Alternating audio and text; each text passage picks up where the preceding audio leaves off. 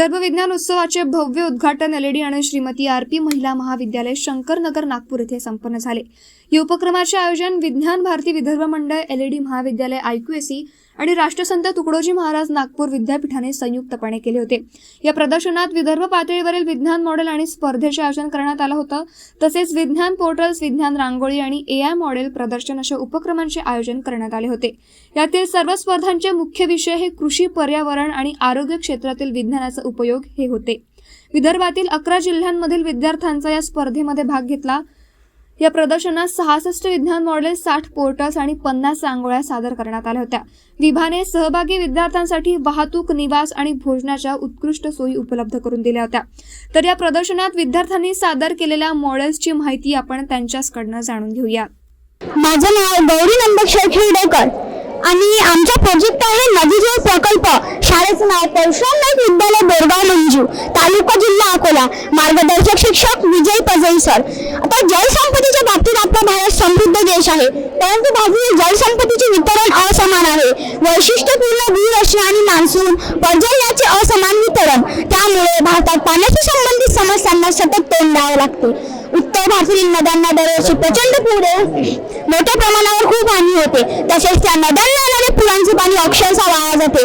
त्याच वेळी अनेक ठिकाणी भारतीय पठारावर पाण्याची कमतरता व दुष्काळ यांना कायम तोंड द्यावं लागते।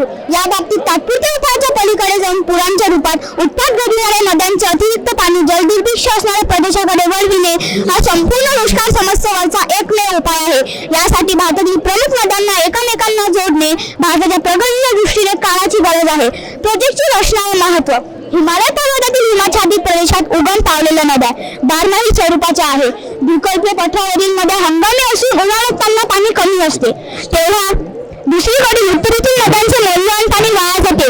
त्यामुळे यावर कायमचे उपाय म्हणून आम्ही तयार केलेल्या प्रोजेक्टद्वारे नद्यांना परस्पर जोडले आहे। यामध्ये गंगा आणि कावेरी जोड कालवा निर्माण केलेला आहे। हा कालवा गंगा नदीपासून येऊन शोण, नर्मदा, तापी, गोदावरी, कृष्णा, पेरणा या नद्यांच्या खोऱ्यातील कावेरी नदीला कालवा जोडला आहे।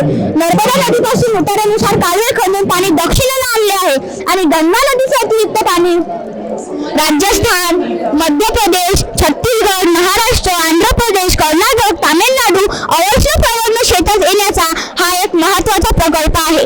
त्यामुळे कालव्या दरम्यान अनेक ठिकाणी मोठी धरणे निर्माण केलेली आहे। त्यामुळे जलविद्युत निर्मिती सुद्धा निर्माण होऊ शकते व विद्युत ऊर्जेची असलेली कमतरता दूर होऊ शकते। भारतातील सर्व प्रमुख नद्या ह्या कालव्याच्या जाळ्यांना परस्परांना जोडणे असा हा एक सर्वात मोठा राष्ट्रीय प्रकल्प आहे। या प्रकल्पामुळे पूर, अवर्षण ऊर्जा व पाण्याशी संबंधित प्रश्न सुटण्यास मदत होणार आहे।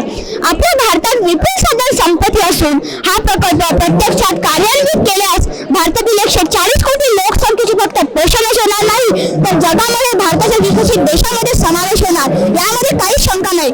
प्रकल्पाचे फायदे, दुष्काळी स्थितीवर मात होईल, भूआरासांसारख्या राज्यातील पूरस्थिती सुधारण्यास मदत होईल, जलविद्युत निर्मितीमध्ये प्रचंड वाढ होईल, शेतीला पाणी पुरवठा, पिण्यासाठी, उद्योगासाठी पाणी उपलब्ध होईल, शेतकऱ्यांच्या होणाऱ्या आत्महत्या थांबतील, अंतर्गत जलवाहतूक सुद्धा शक्य होऊ शकते। धन्यवाद। मेरा नाम सोहम संतोष गडेकर है और ये है मेरा पार्टनर। मेरा नाम ओम शंकर जगताप है। हम वाशिम से आए हैं। हमारे स्कूल का नाम है विद्यासागर गुरुकुल स्कूल वाशिम। हम यहाँ पे अपना प्रोजेक्ट लेके आए हैं जो कि कार्बन प्यूरिफिकेशन फॉर इंडस्ट्रीज।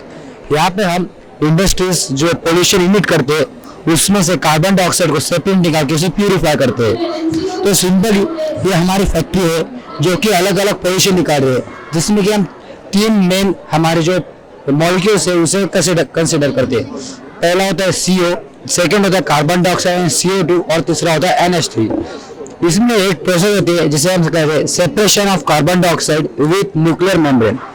इसमें एक न्यूक्लियर मेम्ब्रेन होती है जिसे कि हम एटॉमिक लेवल पे देखें तो वो एक नेट की तरह यूज होती है। तो हम उसमें सारे के सारे जो हमारा पोल्यूशन है उसे इमिट करते हैं और वो जो गैस होता है वो पूरे 100% कार्बन डाइऑक्साइड को सेपरेट करता है और जो अलग हमारे गैसेस है उन्हें बाहर इमिट कर देता है। और जो हमारा कार्बन डाइऑक्साइड है हमें कन्वेयर बेल्ट के यूज से स्टोर टैंक में हम उसे स्टोर कर लेते हैं। उसके बाद में जो हमारे पास स्टोर हो रहा कार्बन डाइऑक्साइड है हम उसे इस ETHL में ट्रांसफर करते हैं। ये जो ETHL है इसका मीनिंग है इलेक्ट्रो थर्मोकेमिकल हाइब्रिडाइज्ड लूपिंग। इसमें हम हमारे कार्बन डाइऑक्साइड को रिलीज करते हैं और इसमें उसकी हम एक इक्विलिब्रियम पोजीशन में लाके हाइब्रिडाइज करवाते हैं उसको। जब हमारा कार्बन डाइऑक्साइड 100% इक्विलिब्राइज हो जाएगा, उसके बाद में उसमें से हमें 2 बाय प्रोडक्ट मिलेंगे। फर्स्ट बाय प्रोडक्ट होगा कार्बन, जो कि हमें सॉलिड फॉर्म में मिलेगा, और सेकेंड होगा ऑक्सीजन, जो कि हमें गैसियस फॉर्म में मिलेगा। तो हम ऑक्सीजन को एक तो डायरेक्टली एनवायरमेंट में रिलीज कर दे, या फिर हम उसी ऑक्सीजन को टैंक्स में रिफिल करके जो हमारे हॉस्पिटल से उनको दे देंगे। या जो हमारा सेकेंड प्रोडक्ट होगा कार्बन, जो कि हमें सॉलिड में मिलेगा, हम उस कार्बन को इस टैंक में स्टोर करेंगे। उसके बाद में हम उस टैंक से कुछ अलग अलग कार्बन के चीजें बनाएंगे, जिसे हम कहेंगे artificial diamonds, making ink, making paints and making graphite, और ऐसे अलग अलग बहुत सारी चीजें हम उससे बना सकते हैं। अब हमारा मेन मोटिव है पोल्यूशन कम होना। तो पोल्यूशन कम तो हो रहा है हमारा, लेकिन हमें इसे चाहिए लगती इलेक्ट्रिक पावर, जो कि हमें बाहर से लेनी पड़ी, तो उसके लिए हमें फॉसिल फ्यूल्स को बर्न करना पड़ता है। इसीलिए हमने इस पे सोलर पैनल्स लगाए, जो कि हमें DC solar panel solar energy से डीसी इलेक्ट्रिसिटी जनरेट करके देगा। लेकिन हमें इसके लिए चाहिए एसी करंट, उसके लिए हम इन्वर्टर्स को यूज करेंगे, जैसे कि हम उसे एच ब्रिज प्रोसेस कहते हैं। जब हमारे पास एसी में करंट आ जाएगा, तो हमारी पूरी की पूरी जो मॉडल है वो एसी करंट एंड और या फिर हम कहें तो सोलर एनर्जी पे वर्क करेगा। हम इससे जो भी इंडस्ट्रीज कार्बन डाइऑक्साइड बोल या फिर पोल्यूशन इमिट कर रही है, उसे 40% तक रिड्यूस कर सकते हैं। Good afternoon sir. आमच्या शाळेचं नाव IS girls and boys school Paratwada आहे. आम्हाला मार्गदर्शक करणारे शिक्षक वाटणारे सर आणि इंगळे मॅम. माझं नाव निधी सतीश ताडे, मी वर्ग 9 मध्ये शिकते. माझं नाव अनु विशाल देशमुख, मी वर्ग 8वी मध्ये शिकते. आमच्या डिव्हाइसचे नाव आहे बोन कंडक्शन हिअरिंग डिव्हाइस. हां, जे बहिरे लोक असतात ना, बहिऱ्या लोकांना ऐकू नयेत आणि बोलता पण नयेत. आता त्यांना बोलता का नाहीत? कारण जर त्यांच्या कानावर शब्द पडलेच नाही तर त्यांना बोलता कसं येणार? अशा लोकांसाठी आमचा हा डिव्हाइस आहे. हा कॉपर रॉड आहे. इथे डीसी मोटर आहे. डीसी मोटर मध्ये पण कॉईल असतो, मॅग्नेट असतो, आणि स्पीकर मध्ये सुद्धा कॉईल आणि मॅग्नेट असतो. कर्णामधील लोकांना ऐकू का येत नाही? कारण की त्यांचा इयर ड्रम क्लोज असतो.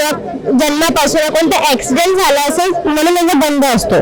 पण आमचा हा जो डिव्हाइस आहे तो बोन थ्रू व्हायब्रेशनने साऊंड प्रोड्यूस करतो. म्हणजे ते जे व्हायब्रेशन्स असतात ते ब्रेन पर्यंत जातात. ब्रेन त्या व्हायब्रेशन्सला साऊंड मध्ये कन्वर्ट करतो आणि नंतर तो साऊंड आपल्याला ऐकायला येतो. आणि आमचा जो पुढचा इनोव्हेशन आहे हा आहे टूथफोन. हा आहे हेडफोन. आम्ही याचे जे बर्ड्स आहे, इयर बर्ड्स हे आम्ही कापून डीसी मोटर लावू आणि असे डीसी मोटरला अटॅच दोन्हीकडून कॉपर रॉड लावू. मग तो कसा ऍज अ टूथ क्लिप म्हणून ओळखला जाईल. आणि हा जो वायर आहे तो फोनला लावून व्यवस्थित होईल.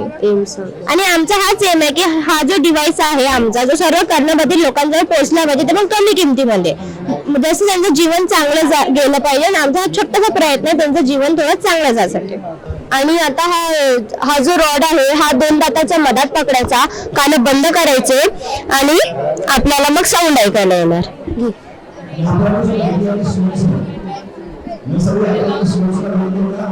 हा साऊंड आपल्याला बोन थ्रू पण ऐकायला येतो. आणि आपण याच्यावर कॉलही करू शकतो.